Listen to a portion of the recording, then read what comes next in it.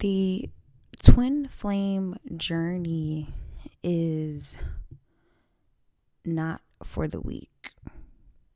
It is a very challenging and disruptive experience that, if you are blessed with the opportunity to undergo such a transformation,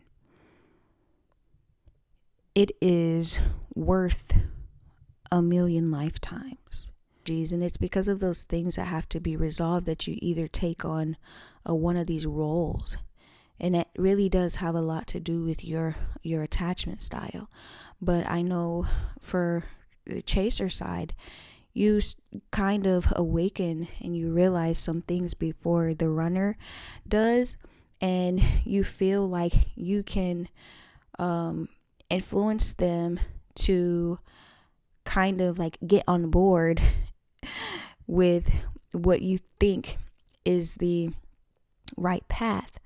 And also, out of like abandonment and things, you're chasing them, and that chasing pushes them away and they run. They're scared because for the chaser, sometimes you are a more experienced or elevated in the journey, and so some of those things they may not be ready for. But if you are chasing, it lets you know that actually you still have a lot of work to do. One thing you cannot do is control someone else. You cannot control outcomes. You cannot control the situation. The only thing that you have control over is yourself. But that is very powerful. And once you know yourself, once you have control over yourself, you can attract. Then you begin to attract what it is that you desire versus chasing it. You operate from a different energy as you develop and resolve some of those lower vibrational patterns that you picked up more than likely from your parents, which they picked up from their parents and their parents and their parents. The great thing about the twin flame journey is that it gives you an opportunity to break those generational patterns. And it also forces you to transmute it. You might often be carrying the burdens of those around you. You might be carrying the burdens of your ancestors and not even know it. And this twin flame journey allows you to transmute that and to heal that for good, so those cycles do not keep repeating themselves. It is definitely a journey that forces you to deal with all your pain and all the other people's pain around you, and the pain before you and the pain after you. And that is one thing that you will not escape in this journey, is pain. But it's necessary.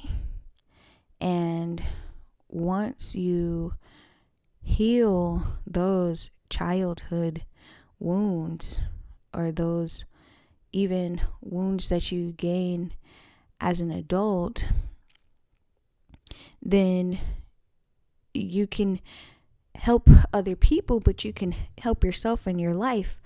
You no longer are operating out of that or that wounded child, or that wounded warrior, or that victim mentality, or that matter mentality.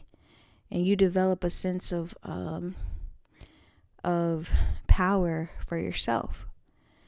So the twin flame journey is not for the weak.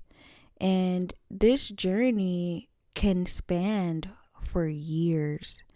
You can go through the cycles multiple times, because healing is not linear. And the lessons that you learn that may take a lifetime for many people in relation is all coming to you at once.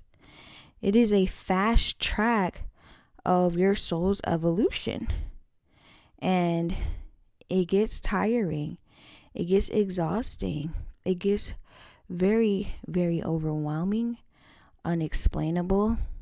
Other people on the outside looking in will not be able to relate. They will possibly judge you.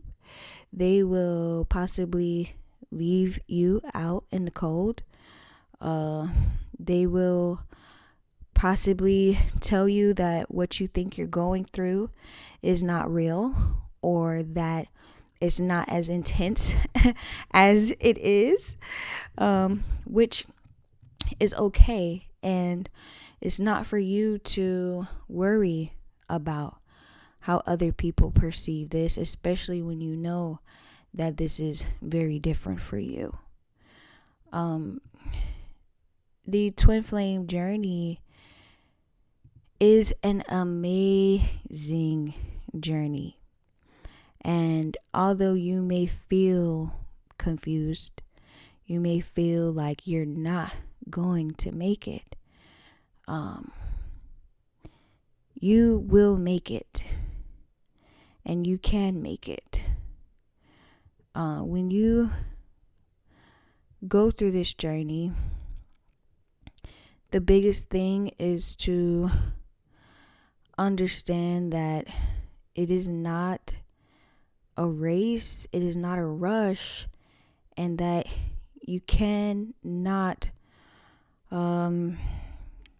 defeat or escape the lessons that are destined for you to learn. You must grow through them. You cannot escape. So the sooner you realize that this is a growth, this is about you and not your twin flame, this is about your healing, this is about your reunion to self, the sooner you recognize that, and the sooner you understand that no matter how long it takes, you're going to be on this journey and you're going to continue, and you have to go through the phases. You can't rush it, you can't speed it up, and you just have to find ways to really tap in and understand, what is it that I need to learn right now? What is it that I need to work on right now? You can't escape the work. You have to do the work. And that is the only way that you are going to get through this experience.